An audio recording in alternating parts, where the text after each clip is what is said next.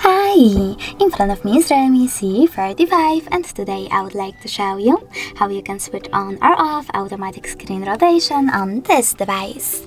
Firstly, go into Tab menu. Now you need to look for Auto Rotate icon and click on it. As you can see, now it's blue. That means that auto rotation is on, but you can always turn it off by tapping on the same icon. If you want to though, you can always go into settings as well. Scroll down, choose display, scroll down again and click on the switcher next to auto rotate screen. If the switcher is blue, that means that auto rotation is on. You can turn it off by tapping on the same one. Thanks so much for watching. If you enjoyed this video, leave a like, comment and subscribe. Bye!